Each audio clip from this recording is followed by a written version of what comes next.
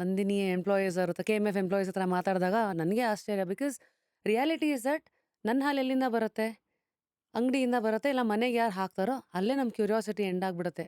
Correct. But ಆಮೇಲೆ ನನಗೆ ಗೊತ್ತಾಯಿತು, ಪ್ರತಿಯೊಂದು ಹಳ್ಳಿಗಳಲ್ಲೂ ಪ್ರತಿದಿನ ಮಿಲ್ಕ್ ಪ್ರೊಕ್ಯೂರ್ಮೆಂಟ್ಗಂತ ವ್ಯಾನ್ಗಳು ಬರುತ್ತೆ. ಟ್ರೂ. ಇಮಿಡಿಯೇಟಾಗಿ ಅದನ್ನು ಪ್ರೊಕ್ಯೂರ್ ಮಾಡಿ ಅದೇನದು ಕೂಲಿಂಗ್ ಹಬ್ಸ್ ಅಂತ, ಏನೋ ಚಿಲ್ಲಿಂಗ್ ಸ್ಟೇಷನ್ ಬಲ್ಕ್ ಅಂತ. ಮಿಲ್ಕ್ ಚಿಲ್ಲರ್ಸ್ ಅಂತ ನೋಡಿ. So I want to know, ಒಬ್ಬ ರೈತ ಹಾಲು ಹಾಕಿದಾಗಿಂದ ಪ್ಯಾಕೆಟ್ವರೆಗೂ ಬರುವಂಥ ಈ ಮಿಲ್ಕ್ ಸಪ್ಲೈ ಚೈನ್ ಬಗ್ಗೆ ನನಗೊಂದಷ್ಟು ಕುತೂಹಲಗಳು. I want to hear it from you. ಆ, ನಂದಿನಿ ಅಂದರೆ ಒಂದು ನಂಬಿಕೆ, ರೈತರಲ್ಲಿ ನಂಬಿಕೆ ಇರ್ಬೋದು, ಗ್ರಾಹಕರ ನಂಬಿಕೆ ಇರ್ಬೋದು, ಎರಡೂ ನಂಬಿಕೆಯನ್ನು ನಾವು ಉಳಿಸ್ಕೊಂಡು ಬಂದಿದ್ದೀವಿ. ಕಳೆದ 40 ವರ್ಷಗಳಿಂದ ಪ್ರತಿದಿನ ಒಂದು ದಿನ ಮಿಸ್ ಮಾಡಿದಂಗೆ ಹಾಲನ್ನ ಕೊಟ್ಟಿದ್ದೀವಿ ನಾವು ರೈತರು, ಗ್ರಾಹಕರಿಗೆ. ಅದೇ ರೀತಿ 1 ಲೀಟರ್ ಹಾಲನ್ನು ಕೂಡ ನಾವು ವಾಪಸ್ ಕಳಿಸದೆ ರೈತರಿಂದ ತೆಗೆದುಕೊಂಡಿದ್ದೀವಿ. ಸೊ ಇದು ನಂದಿನಿಯ ಒಂದು ಕ್ರೆಡಿಬಿಲಿಟಿ ಅಂತ ನಾವು ಹೇಳ್ಬೋದು KMFದು. ಸೊ ಈ ಪ್ರೋಸೆಸ್ ಹೇಗಾಗುತ್ತೆ ಅಂದರೆ, ನಾರ್ಮಲಿ ಪ್ರತಿಯೊಂದು ಸೊಸೈಟಿನಲ್ಲಿ ರಿಜಿಸ್ಟರ್ಡು ಅಥವಾ ಶೇರ್ ಹಾಕಿರುವಂಥ ಹಾಲು ಹೈನುಗಾರರು ಇರ್ತಾರೆ. ಅವರು ಪ್ರತಿದಿನ ಮಾರ್ನಿಂಗ್ ಮತ್ತು ಈವ್ನಿಂಗ್ 2 ಟೈಮು ಹಾಲನ್ನ ಹಾಕ್ತಾರೆ.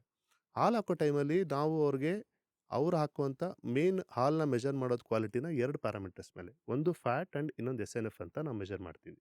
So fat is minimum fat should be 3.5, SNF should be 8.5. SNF ಅಂದರೆ SNF ಅಂದರೆ ಸಾಲಿಡ್ ನಾನ್ ಫ್ಯಾಟ್ಸ್ ಅಂತ. ಸೊ ಅವ್ರ ಹಾಲಿನ ಒಂದು ಕ್ವಾಲಿಟಿನ ನೀವು 2 ಮಾಪಿಸೋ ಪ್ಯಾರಾಮೀಟರ್ಸ್ ಅಲ್ಲಿ ಅಸೆಸ್ ಮಾಡ್ತೀವಿ.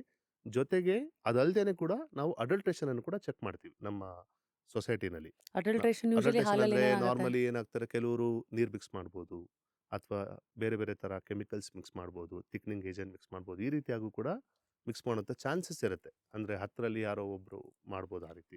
ಬಟ್ ಅದನ್ನು ಕೂಡ ನಾವು ಚೆಕ್ ಮಾಡ್ತೀವಿ. ಹಾಗಾಗಿ ಫ್ಯಾಟ್ SNF ಜೊತೆಗೆ ಅಡಲ್ಟ್ರೇಷನ್ ಅನ್ನು ಚೆಕ್ ಮಾಡ್ಕೊಳ್ತೀವಿ. ರೈತನಿಗೆ ಅಶ್ಯೂರ್ಡ್ ವೆಯ್ಟನ್ನು ಕೊಡ್ತೀವಿ ನಾವು, ಮತ್ತು ಫ್ಯಾಟ್ SNF ತಕ್ಕ ಹಾಗೆ ನಾವು ಪ್ರೈಸ್ ಕೊಡ್ತೀವಿ ಫಾರ್ಮರ್ಸ್ಗೆ.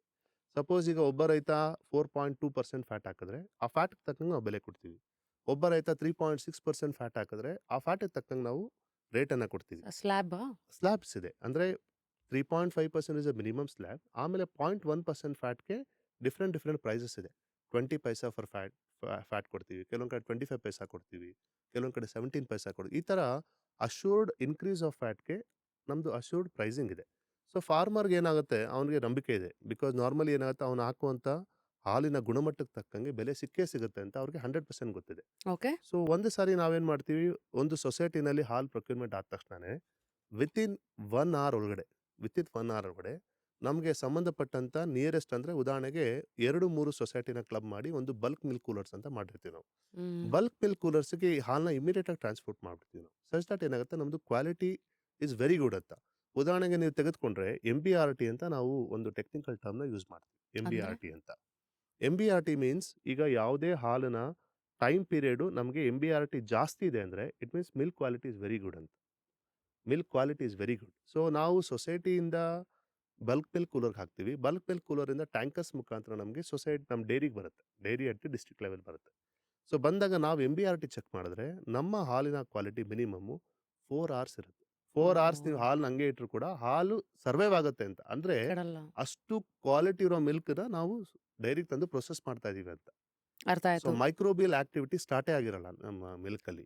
ಬ್ಯಾಕ್ಟೀರಿಯಾ ಅಂದ್ರೆ ಈಗ ಹಾಲನ್ನು ಇನ್ನು ಬಿಸಿ ಮಾಡೋಕ್ಕೂ ಮುಂಚೆ ಆ ಹಾಲಿನ ಗುಣಮಟ್ಟ ಏನು? ಚೆನ್ನಾಗಿದೆ ಅಂತ. ನೀವೇನ್ ಮಾಡ್ತೀರಿ, ತುಂಬಾ ಹೊತ್ತು ಹಾಲನ್ನ ಆಚೆ ಇಟ್ಬಿಟ್ರೆ it is prone to microbial activities, bacterial activity start ಆಗ್ಬಿಡುತ್ತೆ ನಿಮಗೆ. ಸೊ ನಾವು ಎಷ್ಟು ಕರ್ಟೇಲ್ ಮಾಡಿದೀವಿ ಅಂದ್ರೆ, ಹಾಲು 4 ಗಂಟೆ ಹೊರಗಡೆ ಇಟ್ಟರು ಕೂಡ ಹಾಲು ಕೆಡದೇ ಇರೋಷ್ಟು ಮಟ್ಟಿಗೆ ನಾವು ಕ್ವಾಲಿಟಿ ಮೇಂಟೈನ್ ಮಾಡಿ ನಮ್ಮ ನಮ್ದು ಡೈರಿಗೆ ತಗೊಂಡ್ ಬರ್ತೀವಿ.